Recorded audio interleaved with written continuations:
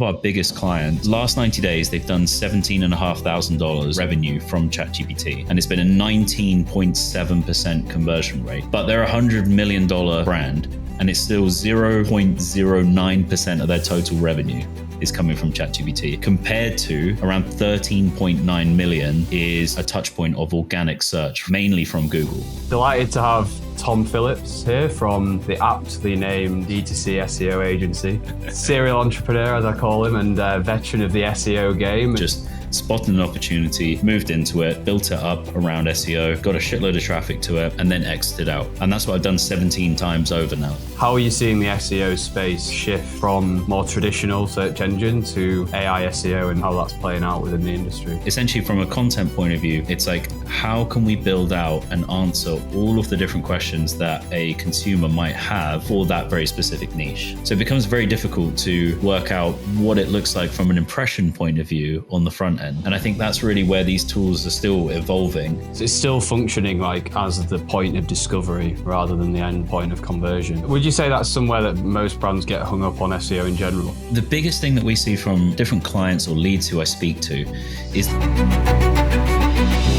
Welcome back to another episode of DTC Diaries. Not sure what episode number this is, so I'm not gonna make an uninformed guess, but delighted to have Tom Phillips here from the aptly named DTC SEO Agency. Some would say it does what it says on the tin, I guess. But serial entrepreneur, as I call him, and veteran of the SEO game. And yeah, delighted to have you on, Tom. Really excited to kind of dive into all things SEO and all things AI SEO, as the buzzword of the industry seems to be today. So yeah. How's it going? Absolutely. Yeah. No, I appreciate you inviting me on, Olly. Yeah, it's good. I've listened to many episodes from you guys. So a lot of me and Lucas waffling. So good to have you. Good to have you on to bring some insights and actionable tactics for people. But yeah, it'd be great to get a bit of an elevator pitch or background from yourself on your journey with SEO, the business you're running today, to start with, if that's cool. Yeah, absolutely. Yeah, I mean, I started my first online e-commerce store when I was 13. I'm now 33, so excuse me, pushing 20 years now. I was basically making like miniature finger skateboards, little tech decks. Used to make like 3-ply wooden versions of those in my dad's garage, and then built a little HTML website with like tables. Had a little PayPal button using my dad's PayPal account because I wasn't old enough to have PayPal, and then sold to 39 different countries in the first year. And then I bought a motocross bike with my profits. And I was like, oh, wow, you can make quite a lot of money online. This is good. It beat my gig of selling sweets at school because my mum had a booker's card. So I was like, all right, we've got something going on here. And it just got to the point where I was just so busy, obviously with school plus that, I didn't know how to hire people or employ anyone at, obviously at that age. So I just closed the whole thing down. I didn't know what else to do. But it was really interesting because there was two main sources of traffic for that store. There was one forum, which was like Finger Flip Inc., which was like the only finger skateboard niche forum. Yeah, very niche. Yeah. Very targeted audience though. It's great. Yeah. And obviously Google. And that's the one that I really started to explore. And, started to do things. I started to look at like the top websites that were ranking for different things and try and just reverse engineer it. All right, they have loads of white text on their white background website. Interesting. They have a pop-up that has a bunch of text in that's like hidden. And, their title says exactly the search term that I've just searched. So it was very, very basic back then, which was amazing. So yeah, we basically just ranked for different finger skateboard related terms. And then it basically just progressed from there. I had so many different online businesses. I had like a Bitcoin mining business, and we built like Litecoin miners. I saw this thing online that was like how to build a Litecoin miner, because Litecoin was like the silver to gold of Bitcoin, especially at the time. This is when Bitcoin was about $120 a Bitcoin. And I was following this whole thing. I bought all the stuff to build this Litecoin miner. And then it was like, you need this one cable, and you couldn't get it in the UK. I was like, I've previously bought and sold loads of stuff from like Alibaba, resold it on eBay and everything like that, and discovered that there was like this one cable that you just couldn't find. So I bought 5 of them, put them on eBay, sold them like almost the next day for £85 each, and it cost me like £2 to buy. And I was like, oh, here we go. So I built a website, Litecoin Mining Parts. Obviously, it ranked first for Litecoin Mining Parts. And then it just got to the point where every day I had 2 massive satchels of these cables bagged up, taken to the post office every morning. And that business just blew up again. And then it died off as Bitcoin went up and then declined, and then sold out of that business. And then we've basically just had, I say we, basically just had lots of different online businesses that have all had the main primary source of traffic as SEO, essentially just spotted an opportunity, moved into it, built it up around SEO, got a shitload of traffic to it, built it up to a certain point, and then exited out. And that's what I've done 17 times over now. So 17 different exits at this point. The latest one being petportraits.com. It was like 5 or so months ago. So it's been fun. So I guess, would you describe the majority of those as quite niche, like very niche specific, like going in and finding small, like exploitable opportunities, or would you say the more like pet portraits, I guess, is more like category level, just out of interest? Yeah. I mean, some have been spot an opportunity, move into it ASAP, blow it up, go from there. Yeah. And then some have been like, we've had very, very large affiliate content websites. Like 5-6 years ago, when Google really favored ranking for like best ride-on lawnmower, as an example, we had a massive content website that was all in the gardening and like garden machinery space, basically ranking first for best ride-on lawnmower. It's like 12,000 searches per month. We were getting 8% commission on a ride-on lawnmower. That was about $8,000. So it's like decent commission, and it was just like all day. 97% profit margins on the business as a whole, overall. Pretty small team. There's like 10 or so people on the team, and then we were just scaling up content websites like that, basically, business. And then just exiting. That was the gravy train. Absolutely. And now you're into the joyful world of DTC. It's kind of gone full circle again, back all the way around, direct to consumer. So yeah. And then we basically started the agency about 2.5 years ago, because so many people had been asking me throughout that period of time, can you do SEO for me? Can you do SEO for my brand? I'm like, no, I don't want a boss. We only do it for our own sites. And then eventually we gave in, and it's been extremely fulfilling, which is the complete opposite to what I expected. Like, well, yeah, tough, you're the only SEO agency we certainly send work to. And I'd probably say the only one that I've seen prove out like a true bottom line revenue impact, because I think SEO can sometimes get a bad rep for being like quite top level, quite long term, like, and I feel like it's just lived experience from people maybe not getting that experience with the vendors that they do choose to work with. So we've certainly seen firsthand the impact that you guys can have on our client store. So no, I really appreciate you guys sending clients our way. What has the feedback been like overall?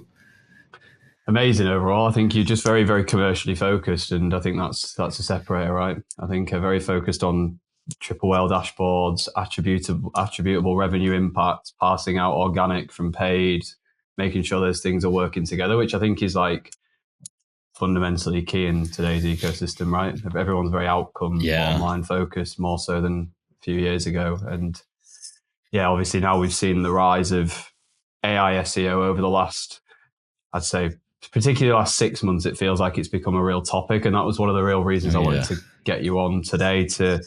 I've been asked about it within Slack channels weekly at a minimum, and I'm very underqualified to ever give someone a solid and detailed answer to how they can capitalize on this new and emerging opportunity. So really wanted to dive into that with yourself today on like, how are you seeing the SEO space sort of shift from more traditional search engine to AI SEO, and how that's playing out within the industry?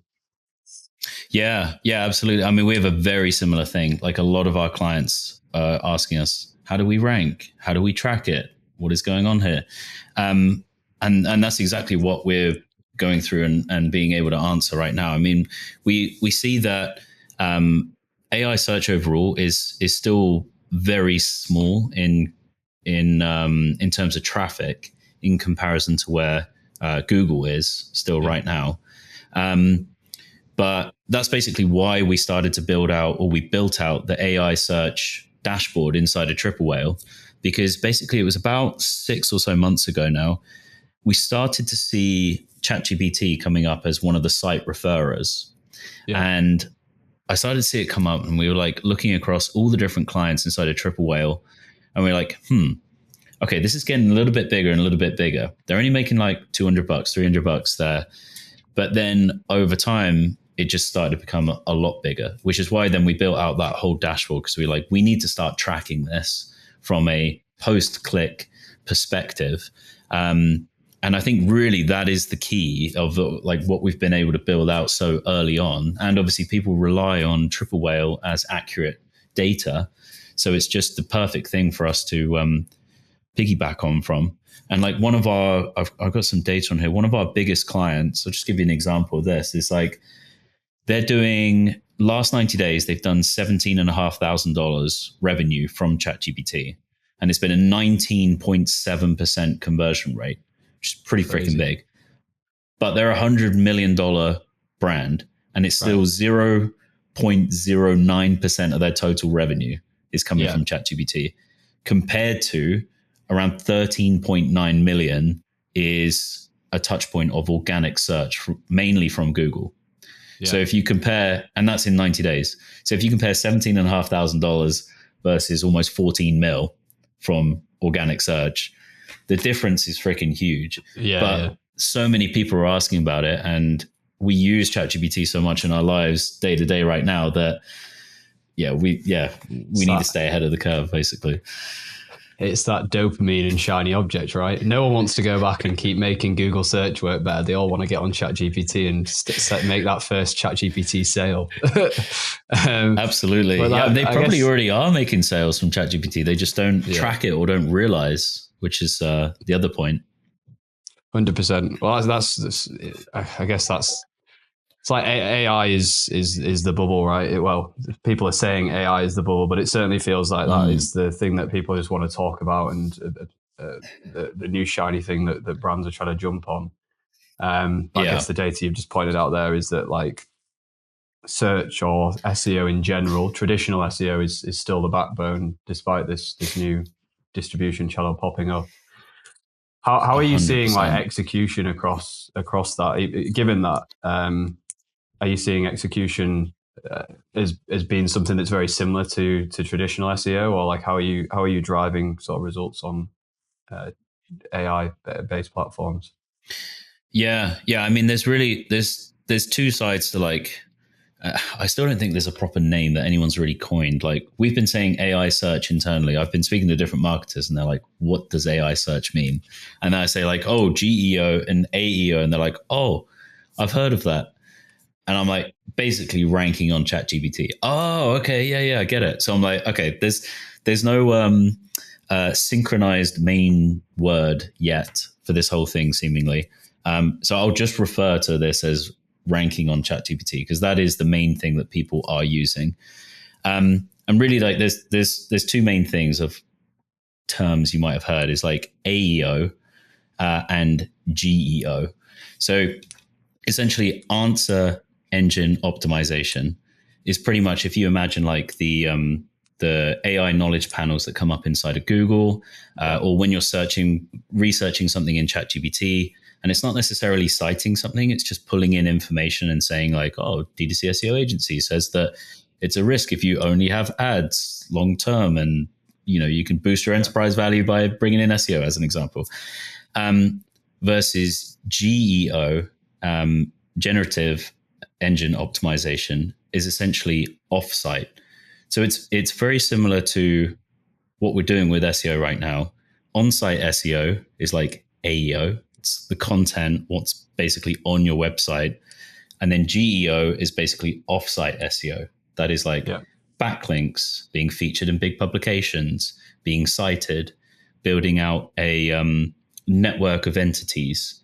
So being featured on Crunchbase, having a Trustpilot account and getting active reviews in there, being on LinkedIn, being on every, all the different entities connected together is extremely important. I don't think it's been as important as it is today. And really having your unique selling points set in stone and mentioned across all the different websites. And really that's the way that the AI search seemingly right now is able to look at everything and go, great, we trust this brand. If one says you started in 2024 and the other says 2023, and it's not cohesive across. Makes a lot of sense. I've definitely found myself using the AEO portion of Google more frequently, just from a user perspective. Certainly feels like Google are trying to be a bit more aggressive with surfacing those features to users. So I can see how that's probably becoming therefore more important for brands to be taking seriously. Would you say that's been the case? Yeah, it is and it isn't. So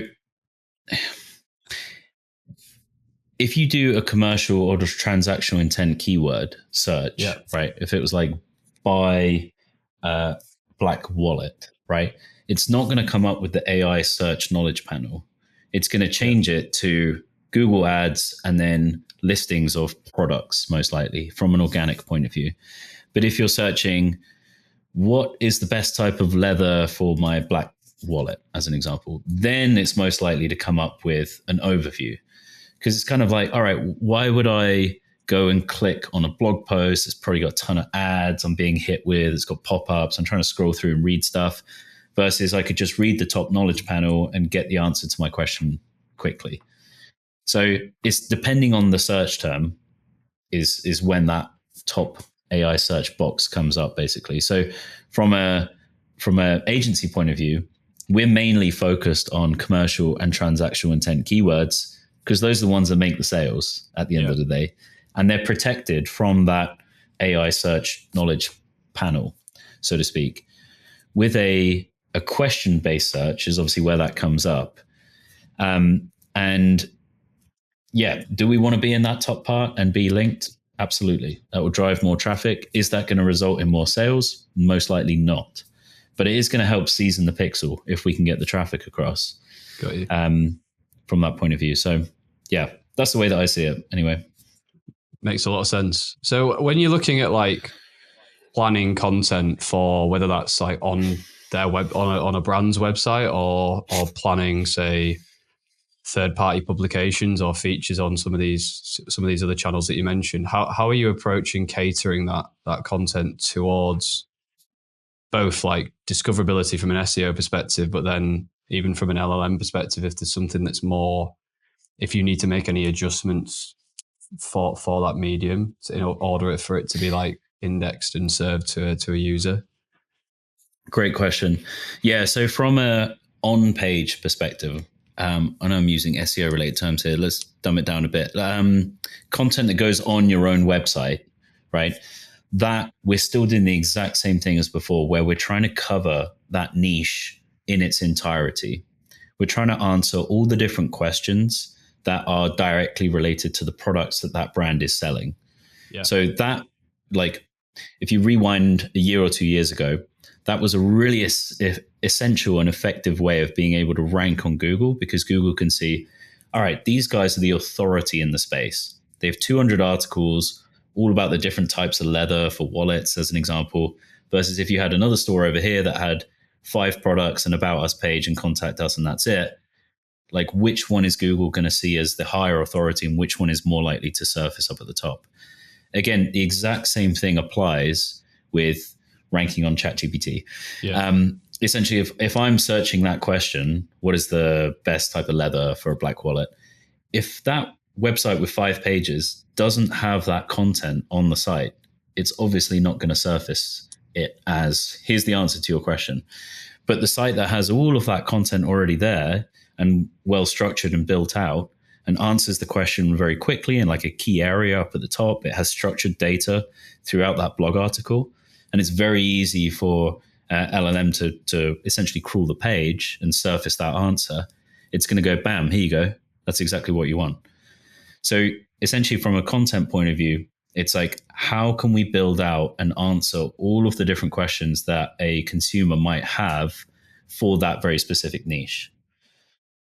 And we want to be mentioning the unique selling points of that product as much as possible. So it ties that in and then shows that to, to the searcher, user, whatever you want to call it. It makes sense. We're seeing a similar thing play out on paid search right now. Like that view of like, in order to make paid search more incremental, because I think a lot of problems that we find with brands on a paid perspective on Google is like, we almost are tied to Facebook spend with how that operates. It's like, as we raise awareness on another channel, we're able to raise Google spend. And we've often hit like ceilings on non-brand and shopping or these other campaign types. But we've found it quite effective to like go after like long tail problem based keywords or like top 5 XYZ, and then either through a brand or through a third party create a landing page that aligns to that and bid on that search term, which I think is a really interesting thing that I think has grown a lot. That the momentum, we've seen a big shift in growth in that strategy over the last 6 to 8 months, which I guess aligns similar to what you were saying there in terms of coverage around the product. Yeah, absolutely. Yeah, and that's also a great thing. Like, we love to work with clients that are already running Google Ads, because for like that data, like you said there, Ollie, like we can take that data and then build that out from an SEO point of view. Like, so we can then have 2 placements. We can take up more digital real estate inside of Google, because we know that like based off of, let's say 100 people search for a search term, it's literally like less than 2% are clicking on the Google ad. And then 40% are clicking on position 1 for organic. So if we're only on paid up at the top, we're missing out on tons of potential traffic. Yeah. But if we can be in both placements, happy days. More real estate. Yeah. More digital real estate. Now, I think more that's digital kind of real estate. That's what we want. How I'm kind of thinking about AI SEO. When you mentioned though, the percentage of revenue in absolute terms today is very small, but I expect it's going to go on that kind of hockey stick trajectory as this kind of behavior gets more normalized, right? And are you finding that you're seeing brand ranking translate quite like directly across from general Google to AI? Or are you seeing that having your fundamentals really set up in one place doesn't always translate? Like, how are you seeing that play out? Yeah, well, it really depends on the search term, and this is like we were discussing just before this about an event that I went to. It was like a 4-day event, and someone was speaking for like 2 hours on how to rank in ChatGPT, AI search, whatever. And at the end of it, he was basically talking about how you can track the percentage of brand voice, essentially, like based off of a whole bunch of different searches inside of ChatGPT. How many times is your brand or a client's brand surfacing on that? And then it's calculating what the percentage of voice is with that. And we deep dived into that and basically wanted to find that out, because we're not tracking the data on the front end in terms of like what the visibility is or was. We're tracking the final click and the actual sales. So it's like, okay, we're missing this piece of the puzzle here, but let me explore that further. So I basically started to look at it, and it really depends on what the search term is. But the issue that I have with it is like, you and I probably search for things in different ways, even though we're asking the same thing. You know, I'm probably misspell a ton of stuff, or, you know, it's mixed around in a bunch of different ways, or it's embedded in 20 other things I've already asked about that particular thing.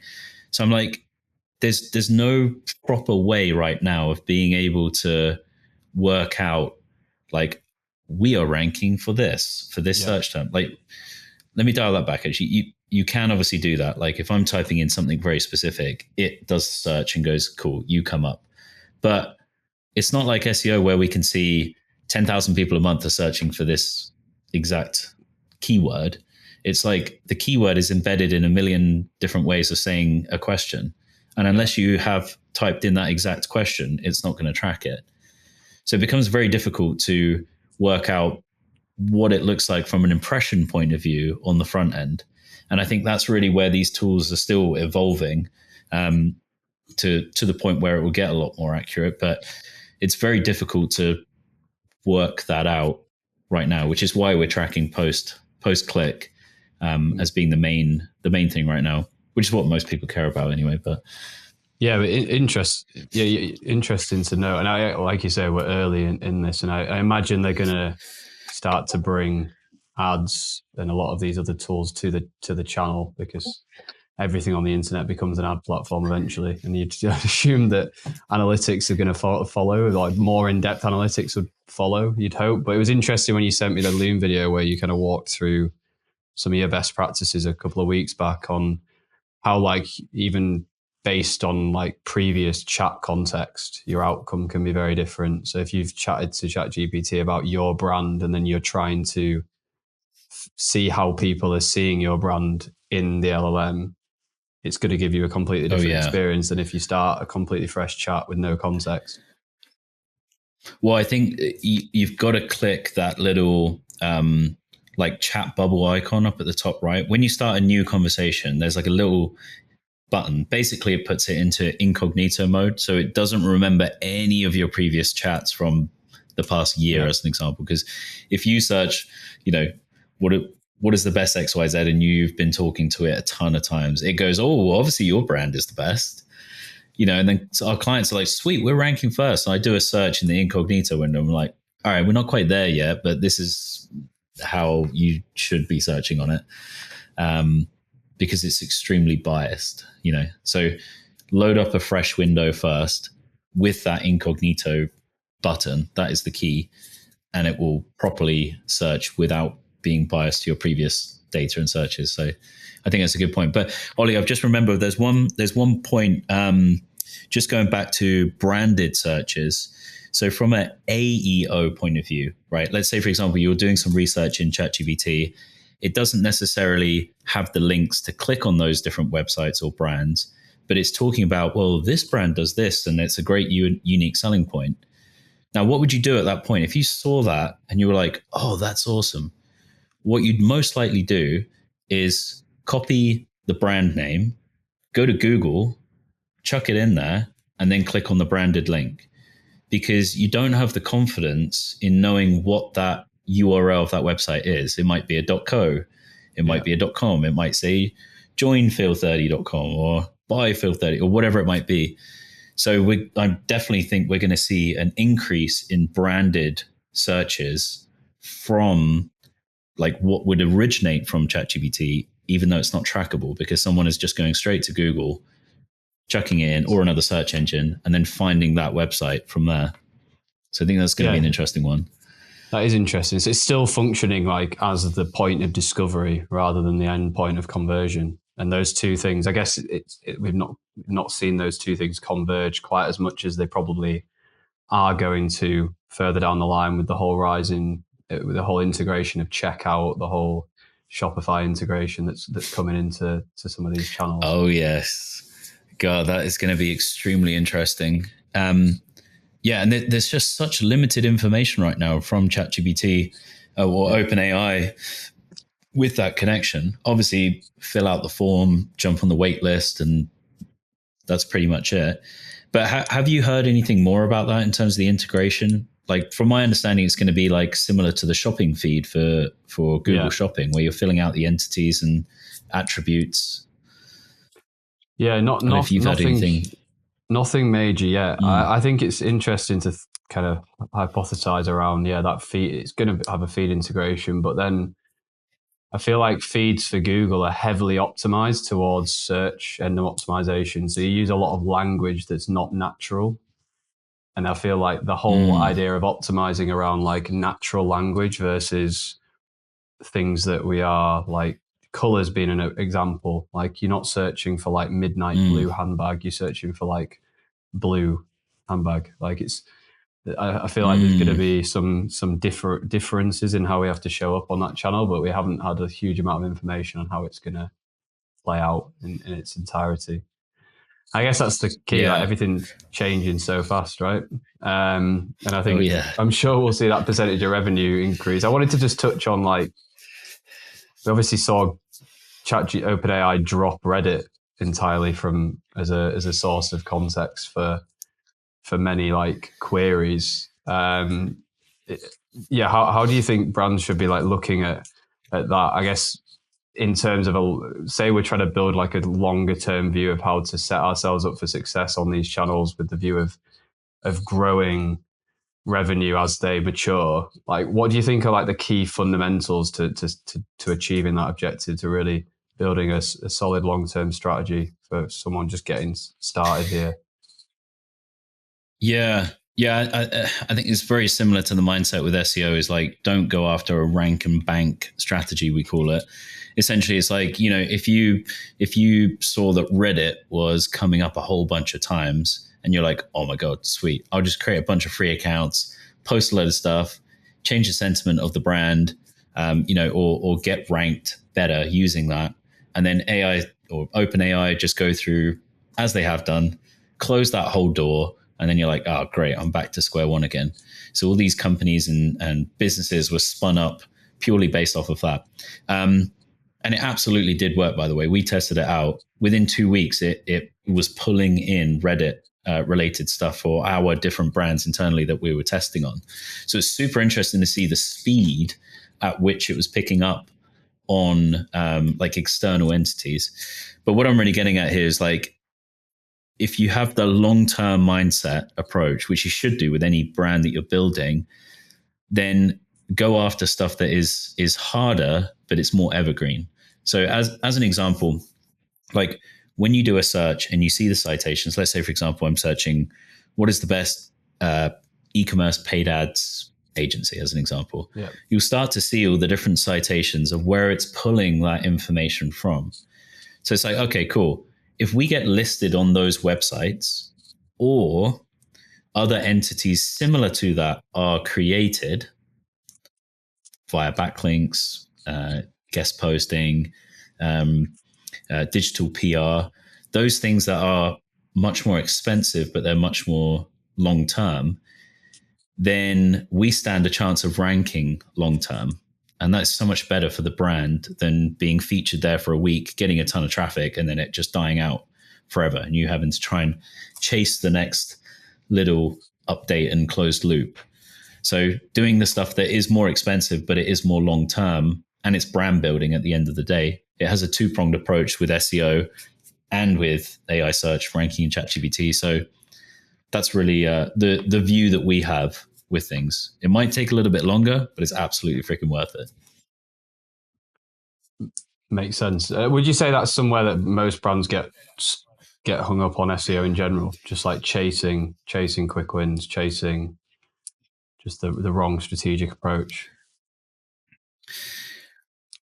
I think a lot of the biggest thing that we see from different clients or leads who I speak to is they purely think SEO is just spinning up content and putting it on their website. That's 100% what they think SEO is. And literally, like, it takes our team like 6 to 7 hours to create one blog content for a website, because of the level of like in-depth research, how it's structured, how it's optimized, how the images are, the internal linking to other pages, linking other pages to that new page, uploading it, all these different parts of it, instead of spinning it up in ChatGPT, copy paste, done. All right, on to the next one. It has no value versus a well-researched, in-depth article. So that is literally like 20 or 30% of our overall strategy, is like the content creation, which some people think is 100% of SEO overall. A really big part of it is link building. Like, if you load up an SEO tool, do a search term for, a competitive search term, there is always, that website has a ton of high quality relevant backlinks. Like it's impossible to rank up in the top 3 for a competitive search term without having backlinks. So that is such a big area of focus. And now the benefit as well is that by being featured on these different external websites, now AI search, ChatGPT, whatever, is now looking at those to see, are you referenced multiple times saying the same unique selling point that that person is searching for on ChatGPT? If so, great. We are going to pull that information and serve that brand as a recommended brand to you specifically. And are you working with like existing publishers and to build those backlinks? Like, is that relational? Is that something you're working with existing publishers? Is that something you're setting up internally? Like, how are you approaching that process? Yeah, so we have 2 different ways of doing things. We have a whole link building team that basically they have a 16-point checklist. They go through a website in so much detail to work out, okay, is this a toxic link? Is it going to do nothing? Or is it going to have a benefit to that website? And the last one, the benefit, is the ones that we go after. So it takes a huge amount of time to find those websites. Then we contact them. Then we work out a rate that is suitable to essentially create a piece of content on their site, rather.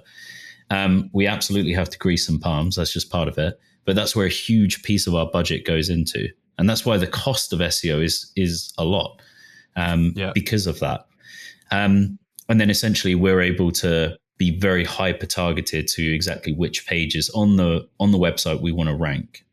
Super efficient and effective way. So we have a 10-person link building team at this point. The second way is through digital PR. So basically getting featured in those big publications. There's 3 main different ways that we do that. One is data-driven stories. Like we've just done one for UK radiators, actually. It went freaking viral. It had like 113 links off one campaign, which is nuts. So that went absolutely crazy. Basically what we're doing there is we're pulling in data, putting it into a story angle, and then essentially pitching it to certain journalists. And then if a massive website picks it up, it usually then gets syndicated out and goes viral, and other big websites then pick it up as well. The next thing is expert commentary. So we really, really like it when a brand already has an expert either in-house, maybe it's the founder or a medical director that they're working with, as an example, or we source that expert for them and have them be represented in the media. And we're basically doing inbound pitches at that point. So, hey, a journalist needs help finalizing this article all about leather wallets, as an example. Great, we have a leather expert. Cool. All right, we can help finish the article for them. And then the final one is gift guides. So this is a huge one, especially for D2C, like best Mother's Day gifts, best gifts for dads over X age, whatever.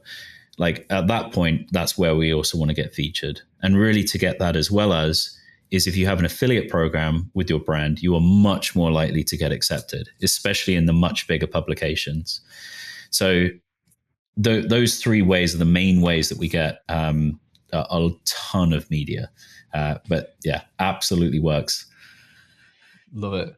I think the middle 2 though, especially, are like super interesting. We're seeing a big rise in obviously PR and experts as content angles. I think it brings an element of trust to a brand, and I think it's going to be interesting to see how that plays out in a world of more AI generated creative content, etc. I just feel like we're going to see a rise of credibility being a real driver of results.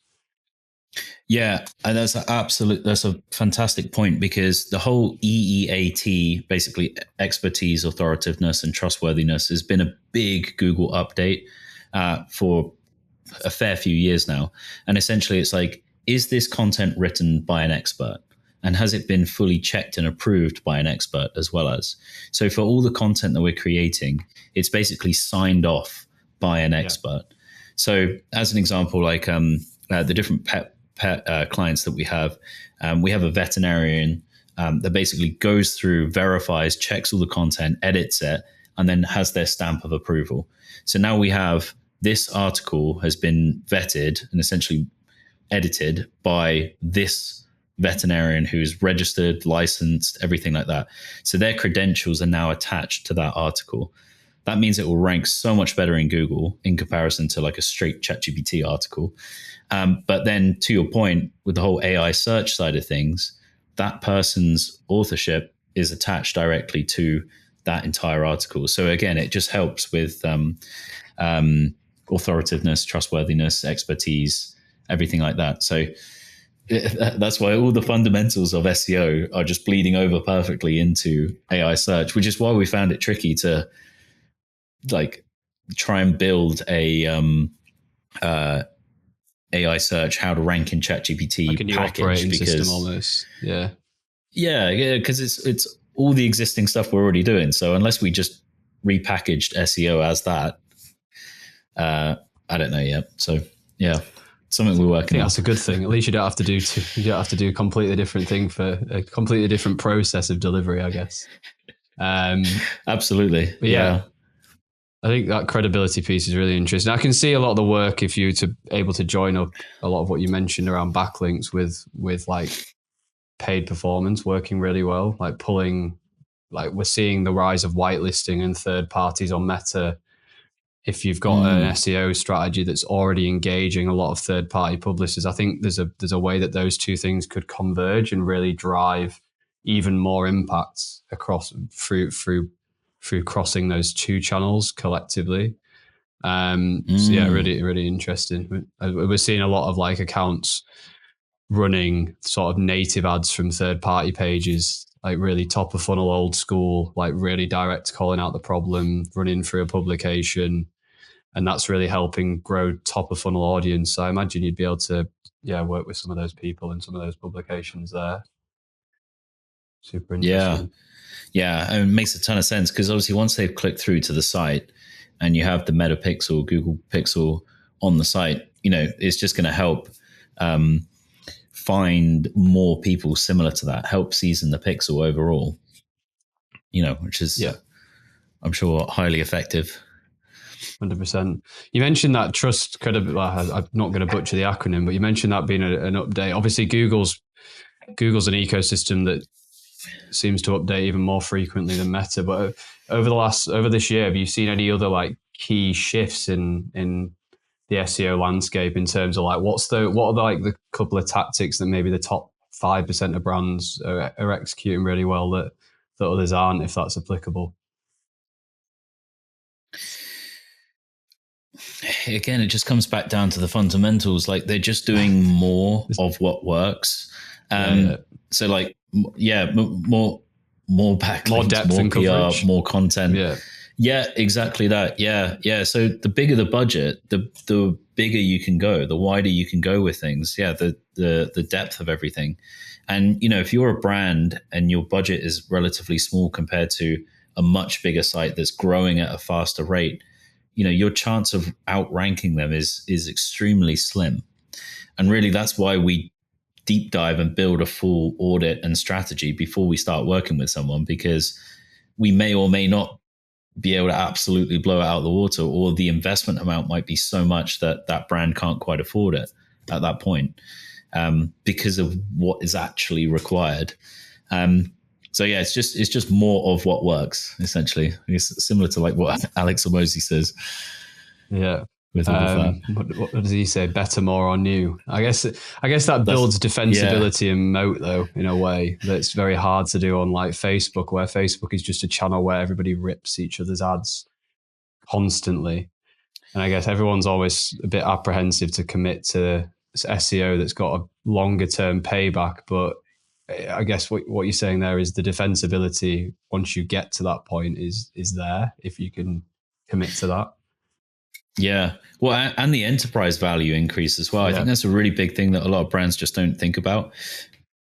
Pardon me. Like if your brand is 100% reliant on paid, and all of a sudden something happens to Meta, as an example, or even Google ads for that matter, the tap turns off immediately. Versus if you're adding in SEO as that backbone of profit, even if your ads go sour for a few weeks or whatever might happen, then you still have that underlying amount that keeps the lights on, and you're branching off into another traffic channel. So yeah, enterprise value increases based off of that, which is always really nice. Yeah, really high quality traffic and that residual base of revenue, which I think is a backbone for any really successful scaling brand. We have a lot of like younger brands or newer brands watching this as well as like more mature, I guess. If you're early in that journey, you've got time, maybe a bit of budget to invest. Like where would you start from a strategy perspective, just to give people maybe a couple of takeaways that they could action right now if that's them? Yeah. I mean, if you're a brand new brand and you're looking at investing in SEO, like unless you're funded or you're like, okay, I have 100 to 200 grand a year to chuck at this, and I have a long-term mindset, great. SEO is definitely a good start plus everything else.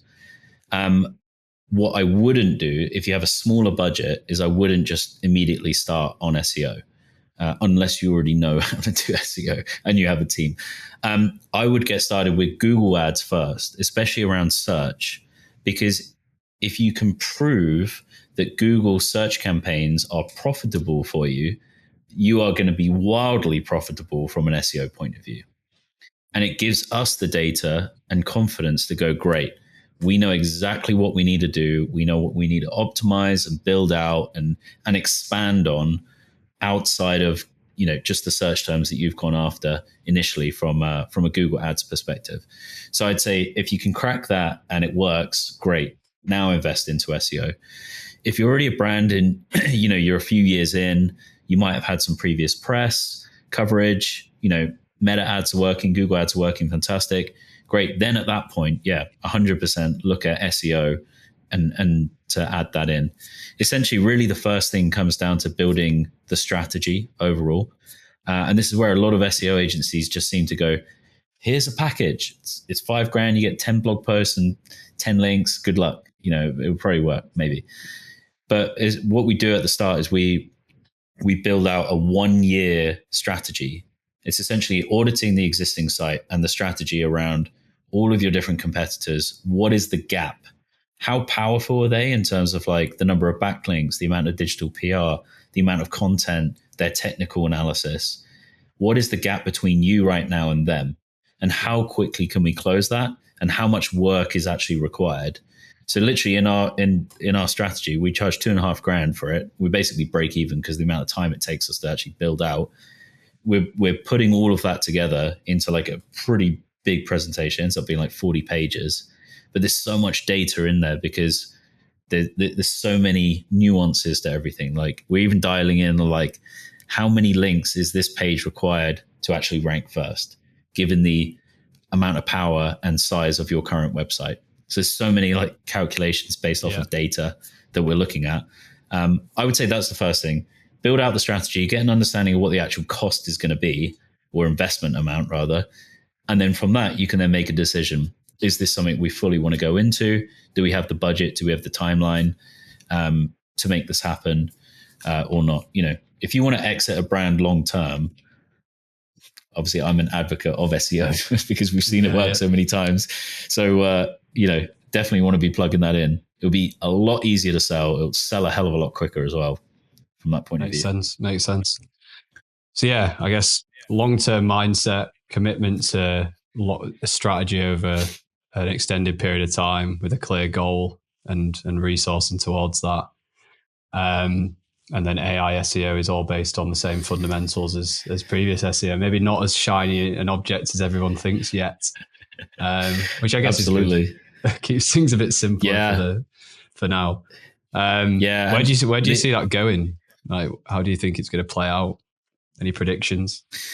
Do you know, it's interesting because this morning I was literally searching through. I saw stuff on X about the slowdown of the adoption rate for ChatGPT and how people are actually not using it as much as they were.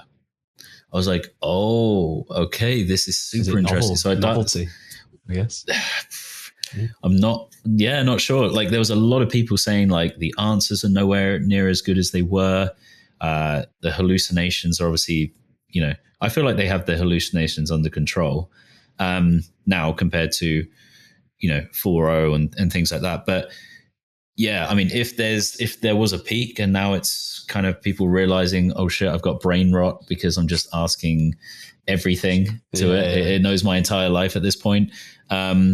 Should I pull back and maybe not use it so much? And actually, I'm still using Google a lot, and Google's share price is still going through the roof. Then it's kind of like, So, I mean, we're going to focus on it for sure, because we can see it's generating revenue and clients are asking for it.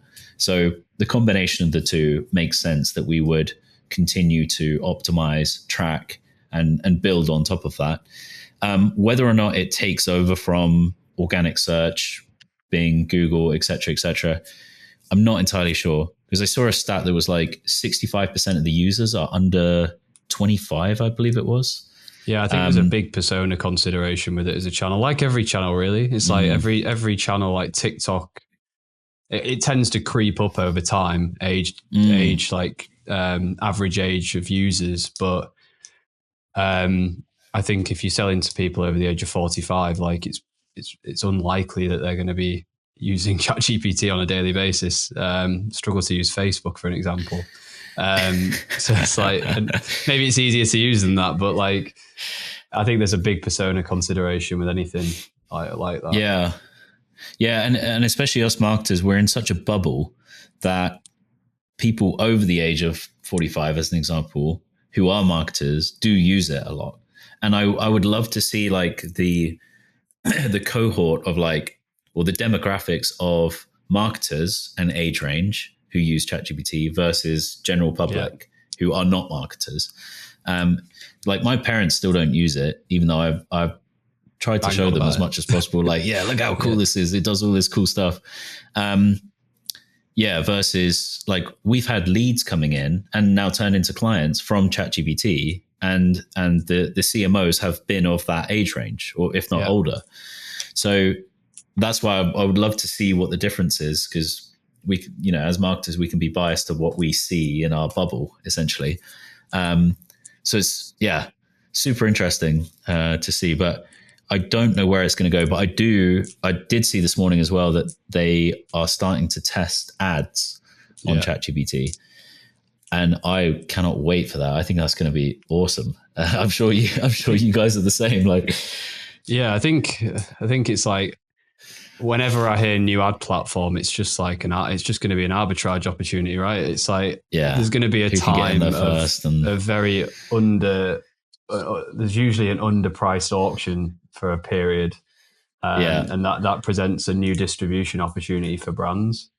And I think in a world where brands are, especially the last 12 months, there's been a lot of pressure on brand P&L. I feel like any new opportunity to get in front of audience that isn't just Facebook, which tends to take up the lion's share of most people's budgets, is probably a positive. So I'm interested to see how that plays out. But it's also the other side of that is I just feel like it's complexity, right? Like brands have been so beholden to Facebook, which everybody says is a negative. But then if you look at the last 2 to 3 years, the increase in complexity on an advertising and distribution sales channel level is just crazy in comparison to the 5 years previous. You've got TikTok, Amazon, SEO, PPC, TikTok Shop, search, app loving, like there's so many things to think about. It's like, it's overwhelming. And I think that's just going to keep going, like keep progressing. And do you guys rely a lot on Triple Whale to try and like aggregate all that data to see everything, or do you guys have another platform? Or we tend to use Triple Whale to review like media mix. We'll look at things like impression share over a 30-day window. We'll look at top level channel budget split and how that correlates to efficiency. But just seeing more and more channels drive meaningful revenue share, which just increases complexity for operations and creative and requirements, right? It'd be interesting to see. see how it goes. And have you used the OpenAI or ChatGPT search Atlas? What do they call it? I think it was Atlas, wasn't it? The browser that they built. I haven't used it extensively. I've it? seen a lot of funny videos where people are getting it to play like blackjack for them, and like because it can control your screen. Great idea. And I do think that's a really interesting way to like interface with the not blackjack specifically, but just like the broader internet. Yeah, but yeah, I haven't used it extensively. Have you? Yeah, I tried it a few hours after it came out, and like I feel I'm quite tech savvy. Okay, I loaded this thing up, and it's like, great, log in, and you just like on the computer or even on your phone, you just expect it to like pull in all your passwords and show stuff up. But because it was like a separate entity window, it wouldn't let me pull anything in. Then I had to go like try and find out my password. I had to go reset my password. It's a whole ordeal just to get to the point of actually opening it up. Then it has like a few different tabs at the top. One of them is search. I was like, great. All right, let's do a search. DTC SEO Agency. Cool. And I was like, hold up. This looks awfully similar to Google. And then I opened up another Chrome window next to it, did the same search, and I was like, it's pulling in the exact same thing. Yeah. And then it says at the top from Google or like view on Google. I was like, all right, so it's just using Google for its search. Okay, that's Chromium, isn't weird. It? It's like built on the Chrome. It's built on top of Chromium. Is it Chromium? They're like what they built Chrome on. Yeah, I think so. Yeah, but I was like, okay, well, there's no real value in me using this over that. I was like, okay, let me try the AI agent thing, and then I was getting it to do different. I made a little video of it, getting it to do different things, and it's literally like sat there for 2 minutes, adding a product to cart. I'm like, what is the use of this? I don't think it's developed out enough to the point where they should have launched it yet, because it seems like it's kind of half built. And then I deleted it after 10 minutes. So I'd love to see like what the continuation rate is, retention rate of actually using that thing. It seems like they're getting a little bit desperate, but we'll see. Yeah, they're just throwing out a lot of. I felt the same about their agent builder when they put it out. It felt like it was a bit prematurely released. It's like half baked. Yeah. Just got a final question. Just this just came to mind whilst we were chatting. Then we've talked about like AI SEO as like a concept, like how brands can capitalize when you're looking at your own content production. Because I think this is something that's been. I've seen different narratives on like how good Google is at recognizing AI generated content. Like, how are you approaching AI usage across content for brands for SEO? Yeah, great question. So we don't use AI for content because I'm very much in the camp of like, I know Google has been known to change its mind very quickly about different things like this. And it's done it like 2 or 3 times where it's flip-flopped and changed the terms of service with search. Where it's basically like, yeah, you can use AI content. Then it flip-flopped back and was like, oh, no, actually, no, you can't. And there was a ton of websites that, again, like utilized a rank and bank strategy. Essentially, they grabbed a ton of AI ChatGPT content, copy-paste straight onto the website, started to rank really, really well. Google changed its algorithm and it dropped. Similar to obviously like what we're seeing with OpenAI with or ChatGPT with the whole Reddit thing. Here's a loophole that works. Now they close it. All right. So from that point of view, we're not focusing on using AI for content because like just going back to the other point of like when we have experts who go in and review everything, we want it to be absolutely on point. Like that's why it takes us so long to create one piece of content that we see as an asset on the website. Like if you were sending emails to this piece of content, great. That's exactly what we want. We want people to be reading the whole thing. We have a proper call to action, and then it then links out to the product. Like that's the level of content. So I think if you're looking at it as a brand and going, okay, we have a assistant out back who has a couple of hours a day, they could probably just like freaking create 5 articles an hour and just chuck them up. And we'll just get like the velocity of blog content up there. Like in my opinion, you're doing more harm than you are good. Like, unless someone is really sat down, who's really knowledgeable, has really looked into that particular topic in a lot of detail and researched it, then are they even qualified to create that content in the first place? And from like a ChatGPT on your website perspective, I'm like, there's such a risk. I don't want to risk it. We don't risk it with our own brands. I certainly don't risk it with the clients. Like, if Google turns around and changes the algorithm, all of a sudden, like, you're left with your pants down, and that's not fun. Yeah. I can imagine. Hopefully we've saved a few people watching from pursuing the quick wins and chasing quick outcomes. But makes sense. Well, thank you for joining me. Did you have anything you wanted to touch on before we ended, or on SEO, general SEO? General SEO with things. Yeah, I think literally if someone is thinking about getting into SEO, like, really stick to the fundamentals, get everything done right. Like, you don't want to get 6 months in, get a penalization from Google as an example, and then have to rebrand your entire domain. Like, if it gets to that point, some SEO agencies are using PBNs, or private blog network. Essentially, they own thousands of their own websites that they're doing backlinks from. And Google has its own team that try and uncover PBNs, private blog networks. And when they do, and they link out to a whole bunch of different clients' websites, they drop like a stone. And they also then have a penalty along with it, because the power has just completely disappeared. It's like cutting all the legs off your chair. All of a sudden, you're going to fall on your ass. And we still see a ton of SEO agencies using those things. I'm not going to name any names. They're one of the biggest advertisers on Meta that we keep on seeing, and they do the exact same thing. So I think really, if you're looking at doing SEO or SEO overall, or another agency or whatever, really like vet what they are doing and vet the links that they're creating, because a lot of the time it's just total crap that doesn't have that impact, which is why they're cheaper overall. Invest in stuff that is long-term and works. Yeah. Whether that's us or you want to go somewhere different, happy days, but we're more than happy to accommodate. Perfect. Well, yeah, thank you for joining me. Definitely a lesser spoken about topic in the D2C space, but like, as we've said, like, super valuable, super long-term, tons of enterprise value, tons of revenue to be captured for brands. Where can people find you if they do want to contact you to get one of those audits and look at working together?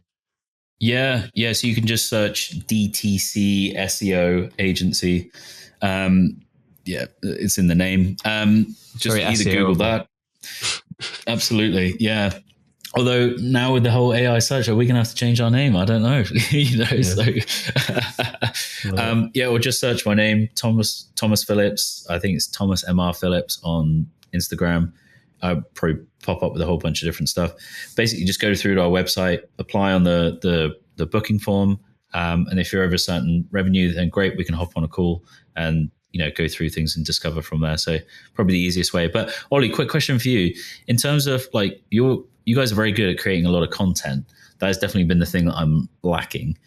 From your perspective, in terms of like what clients are asking you about SEO and AI search, what kind of content do you think I should be creating? Should it be answering a ton of questions, or like what, or building out case studies? What do you see as the biggest lift for you guys? I think people just don't understand it, like understand the mechanism behind it. And I think there's probably a lot of hype, as with a lot of these AI topics. I think we've mentioned bubble a couple of times, but I think that translates across the board. Whenever AI is thrown in there, it's like, I just think people think that it's probably driving a lot more impact for brands due to specific narratives on Twitter, on LinkedIn, than it actually is. So I think there's probably a lot of misconceptions, and I feel like they also probably feel like they need to change strategy significantly to capitalize on it. Whereas we've spoken through today how that's maybe not the case. But I think addressing that need for better education and answering some of those questions, but then also providing people with like the fundamentals that you've mentioned on the episode today that build a long-term strategy for success. I think that's the way to to approach, well, any channel, but definitely SEO from what we discussed. Awesome. Excellent. 100%. Yeah, I really appreciate that. Very helpful. But yeah, brilliant. Thanks for joining. It's been a pleasure. Thank you so much, Olly. Appreciate it. Yeah, thank you. Thank you all for watching. If you've stuck around till the end, please do drop us a like and a subscribe, and we'll catch you on the next episode. Thank you.